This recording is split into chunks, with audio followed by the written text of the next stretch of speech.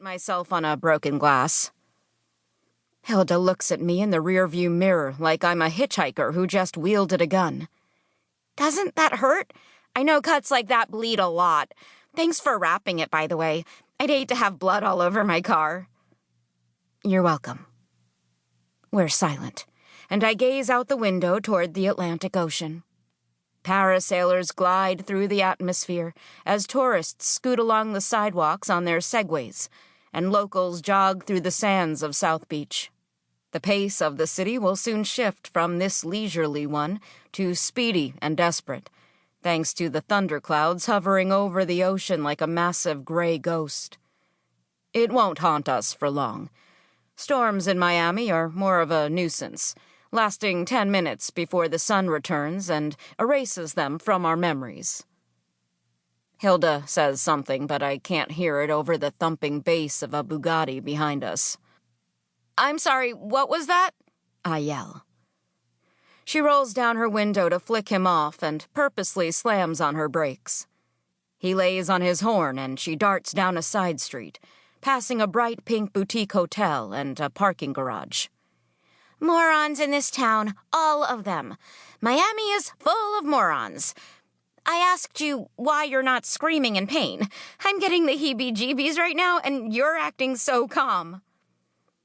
I chuckle and think to myself, here we go.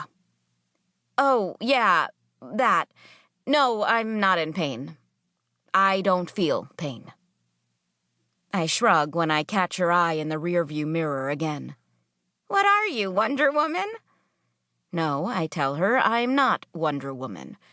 And I launch into the tale of Noah Romwell and her congenital insensitivity to pain with anhidrosis, or, for short, SIPA. It's a rare condition, I say, where my body just doesn't feel pain. Nor does it allow me to sweat. Hilda shakes her head thoughtfully, as if pulling herself from a trance.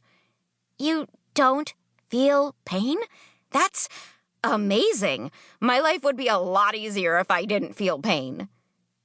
This is why I generally don't tell people about my condition. They never understand. I thought Hilda would, though. She has kind, trusting eyes. But kind and trusting doesn't always translate to empathy. I breathe deeply before responding. Most people think that, but it's not a good thing. I share with Hilda part 2 of my story, when I almost died as a toddler because I had an ear infection for 2 weeks and no one knew. Followed by part 3. When I was 11, I broke my ankle and had no idea. To this day, I don't know how I broke it.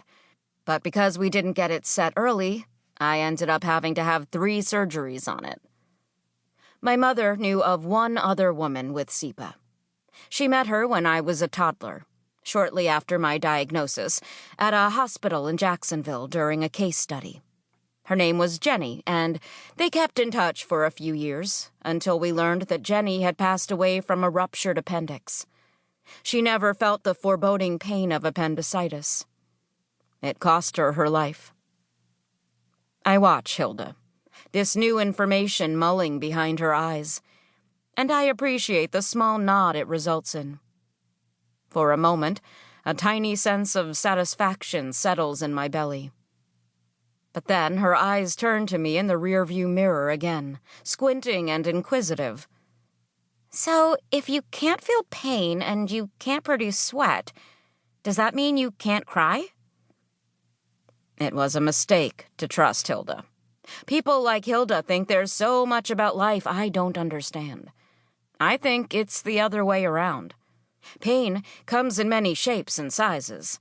It disguises itself and penetrates senses outside of physical touch, senses most people don't know exist. I would know. I do cry. I'm not a robot. I respond. Ironic, the truth behind those words when they're spoken so robotically often.